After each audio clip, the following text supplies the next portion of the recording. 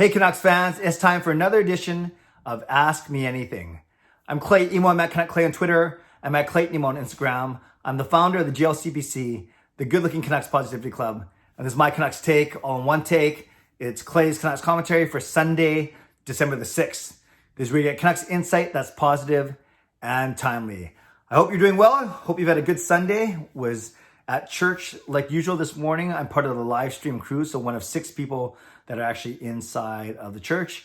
And now I'm back doing some studying, watching some football. I've already locked up number 1, the first seed in my fantasy league, which I'm happy about. And I'm actually playing against Sean today, and he's beating me, which I'm happy for because he's in a 3-way tie for 4th place, the 4th and final playoff spot. So we'll see how that goes. And I'm happy. I have about 7 or 8 questions in today's vlog to answer, and one of them at least is kind of helps me because it was a vlog I was going to do in the next couple of weeks, but I actually can start talking about it right now, and you'll see what I mean when I get to it. So let's get going right away. Nuck649 says this: Clay, can you do a mock expansion draft for the Canucks? Who will we protect and who do you think we will expose? Yes, Nuck649, I think that's a great idea, and I will be doing at least a couple of those in the new year. Likely, though, as we get closer to the actual expansion draft at the end of the season. However, it might make sense to do one before the season starts and then do one when the season ends, and it might be cool to compare those 2 lists. So yes, I will definitely do one right now. Not right now. I'll definitely do one soon. And I already talked about it before, kind of, but I'll try and do it a little more fancy and a little bit easier to follow. But really, my short answer is I think, I think it could be someone like Tanner Pearson, Cole Lind, or even Zach McEwen that might get exposed and or taken, and maybe Braden Holtby, of course. But we have a lot of time to talk about that. But yes, Nux, I will do a nicer video about that, even maybe with graphics and titles. We'll see. Not my style, but Joel, what do you think the ceilings are for the young bottom 6 guys? Virtanen, Motte, McEwen, and Gaudette. Great question, Joel. When you look at those 4 guys, they're guys that we like having on our team. And if any of those guys hit and really take the next step, great finds for the Vancouver Canucks. But I think every team in the NHL has these kind of guys. So it's not like Virtanen, Motte, McEwen, and Gaudette are going to be highly sought after by other teams, because I do think that every other NHL team has guys like this in their system. Having said that, Jake Virtanen, he was a 6th overall pick way back in 2014. It would be great if his ceiling, I don't think he'll never be a top line player, like a bona fide first liner. But I think his ceiling, we're not talking about floor. We're not talking about what we think he will be. If we're talking about actual ceiling, I think Virtanen's ceiling is a 2nd line forward. So that's my ceiling for Virtanen. For Tyler Motte, I think his ceiling, realistically, is a 3rd line forward, a 3rd line winger. He's been on a 4th line, playing mostly with guys like Beagle and Sutter. And he's been a number 1 penalty killing unit with Jay Beagle, which is awesome. But I've talked about Tyler Motte a lot. I do think he's got some more offensive upside. So, but I don't think he's like 1st line or 2nd line upside. But maybe he can play on our 3rd line. So I think for Tyler Motte, his ceiling is a 3rd line winger. Jake Virtanen, 2nd line winger. Zach McEwen, his ceiling I think would be somewhere between. No, I was going to say halfway between Motte and Virtanen, so that makes a 2nd and a half line winger. But realistically, I think his ceiling is also a 3rd line winger. I can't see McEwen playing top 6 minutes. But I think that's good. If McEwen can be a solid 3rd line winger, that's fine with me. And Gaudette, I think his ceiling is actually a 2nd line center. We want him, he's developing into a good 3rd line center. He's got the offensive chops for sure. We want him to do more defensively and on the penalty kill, especially as guys like Sutter and Beagle and Roussel will eventually leave the team. So if you have Adam Gaudette as a solid 3rd line center, but if his ceiling can be a 2nd line center, even though we don't need him to be, because we have Pettersson and Horvat for many years to come, hopefully. But yeah, maybe Gaudette is a 3rd line center. Maybe he's got potential to be a 2nd line center, but maybe he's locked into this 3rd line. So of the 4 guys, I'd say Virtanen has the highest ceiling for sure. Elvis Merzlikins fan says this, and I really like this question, and this is the one I'm going to spend the most time on. Will you do redraft rankings or prospect rankings in the future? I love your content, but would love to see a broader view of the NHL in general instead of just the Vancouver Canucks, which is my favorite NHL team and my regional team. Great point, Elvis Merzlikins fan. I appreciate that. And I'll admit, it's something that I wouldn't say struggle, because I think there are bigger struggles in life, but it's something that I consider and I think about. I debate, maybe is the best question, a lot when it comes to this channel. Obviously, Vancouver Canucks centric. Once in a while, if there's a big story or something that affects the Canucks, I will talk about that too. But predominantly Vancouver Canucks, I'd say 90 to 95% of the content on here is Canucks related. I have thought about doing some broader NHL stuff. I think I have the knowledge to do so. I'm not so sure about the time to do so. But really, I think about all the people doing that already and doing a great job. You guys know, when it comes to vlogging stuff, I'm not that competitive. In fact, I love to see channels grow, even if they grow way faster than mine. I think it's cool. I think there's enough people out there to watch. There's unlimited time to watch videos. So I think there's a lot of people out there watching. So I look at guys like, obviously, there's the big one in the hockey guy, but there's Rob Talks Hockey. There's Geo at Lego Rocks. There is Top Shelf Hockey. There's Hot Take Hockey, Off the Wall Hockey, Hands Down Hockey. There is Gravite, of course, as well. And there's so many others that I'm sure I forgot to mention. And if any of you are watching, don't be offended, I forgot to mention. I just rattled off 6 or 7 off the top of my head. All those guys have over 20,000 subscribers, which is awesome. I'm here at my little 5,000. I'm happy with that. But all those guys have one thing in common, is they do a really good job of covering the entire NHL. I wouldn't say, of course, they have their regional and specific, geographically specific biases and tendencies, but generally all those guys do a really good job of covering the entire league. I actually want to be different. I want to be known as the preeminent Canucks vlogger. And that doesn't mean that people that cover the Canucks amidst other things like Geo and the hockey guy and others, that doesn't mean they aren't good as well. They're obviously very good.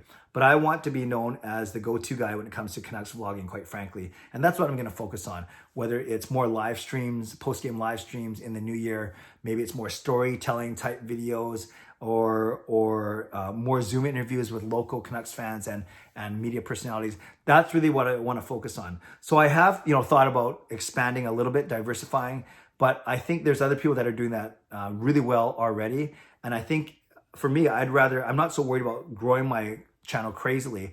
I'd rather have a niche market and really focus on the Canucks and using my unique perspective as a season ticket holder, as a fan for 46 years, and a guy who has some connections from within the team. So that's really what I think I'm going to capitalize on for the new year, and that's what I'm really going to focus on in the new year. After I'm done my master's course, my final exams this Friday, I'm going to spend 3 weeks really looking at ways to improve my channel and doing different things to come out of the new year flying, so to speak. So great question, Elvis. So when it comes to redraft rankings or prospect rankings, really not my strength. I know there's a lot of people that do that very well already. I'm going to let them do that. I'm going to focus more, specifically on the Vancouver Canucks. And, to kind of affirm this thinking, I actually put a poll up on my YouTube channel last night. I should use YouTube polls more than Twitter polls. Had almost 200, respondents. And I said, basically, what do you guys think? What would you prefer to see from this channel? And I said, number 1, keep it Canucks focused. Number 2, increase my non-Canucks content by a bit, maybe 1 or 2 videos a week. Number 3 was increase my Canucks content by a lot, i.e. 50% of my videos. Or number 4, focus solely on non-Canucks content. And 60% of you, of 200 people, said keep content focused solely on the Canucks. And then next was 33%, increase my non-Canucks content by a bit, maybe 1 or 2 videos a week. And then only 3% by 50%, and only 4% for saying go away from the Canucks. So 60% said keep it Canucks focused, and that's kind of what my gut feeling was going to be, my intuition was already. So a long way to say thank you for the suggestions. I will certainly take those suggestions and that feedback, but I think I really want to focus on continuing to build my channel from a Canucks perspective in the new year. Okay, Patrick Starr says this: what's the worst Canucks game you've ever watched in your life? Patrick, I presume you mean in person, and that's the way I interpret it. I've been to a couple Dogs games of Minnesota and Arizona before, but it had to be, without a shadow of a doubt, Game 7, Stanley Cup Finals, 2011, Vancouver losing 4-0 to the Boston Bruins. So many bad things, just the anticipation, the fact that I could have been there to witness us win the Stanley Cup, then to lose 4-0 and not really be in the game after the first Boston goal, that kind of hurt. And then, of course, the aftermath, seeing Bettman and Zdeno Chara and Tim Thomas skating around Rogers Arena ice, holding the Stanley Cup. And then, of course, what happened after the game in the streets of Vancouver. So overall, the worst Canucks game that I've ever watched live was certainly Game 7, Stanley Cup 2011. All right, 3 more really quickly. Casey Yam says, when's the crossover with the hockey guy happening?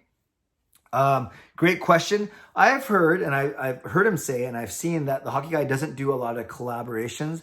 I've seen him on a channel once in a while, but I think he's really focused on, Shannon's really focused on his own thing, and he's doing really well, obviously. You just look at his subscriber count and his view count and everything.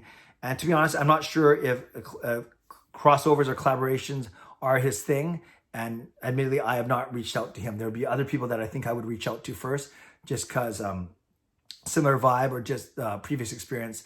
And right now, I would only be, I don't want to say using, that's too strong a word, but to be very honest with you, if I was to ask Shannon right now, it would be more to grab his audience and his views and his subscribers, as opposed to, he really wouldn't get anything from coming onto my channel because it's so small.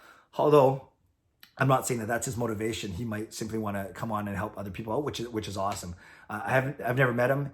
It seems like he's a really nice guy. He knows his stuff, and he's obviously found his recipe for success, and I'm very happy for him. But no, I have not had any inclinations or any thoughts of doing a crossover with him. But if more people ask for it, I would certainly be open to that feedback for sure.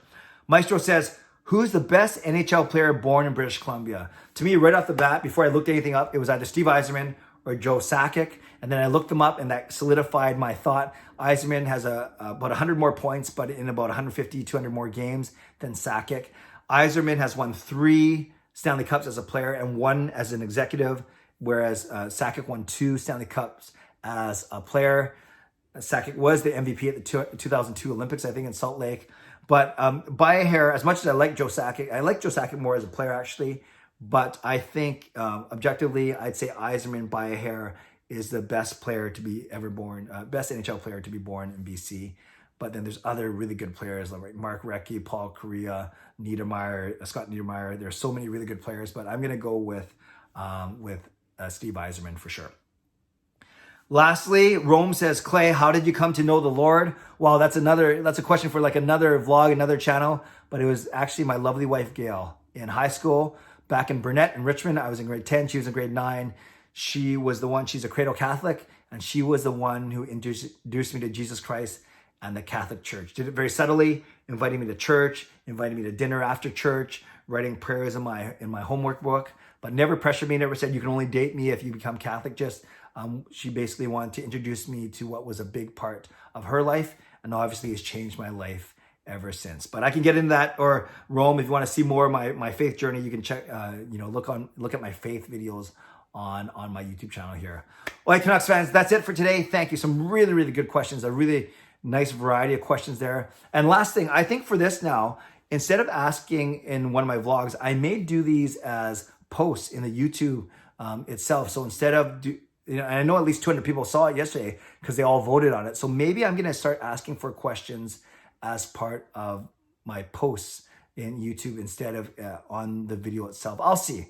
Maybe I'll ask them in both places, and then I can have more to pick from. But I'll figure that out before next Sunday.